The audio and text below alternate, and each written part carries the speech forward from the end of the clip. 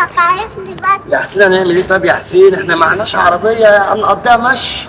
ها. ما انا قلت لك اللي فيها. السنه دي وحشه قوي.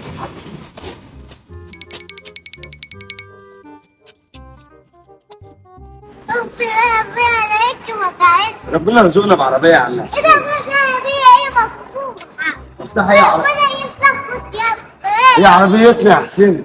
يا باشا هو كفاية وهي حفا مكانها. صدق والله انا دعينا وهي العربيه كانت لنا وهي مفتوحه. استنى كده نشوف فيها المفتاح. ايه ده فيها المفتاح وفيها كل حاجه. أكلت الحكي.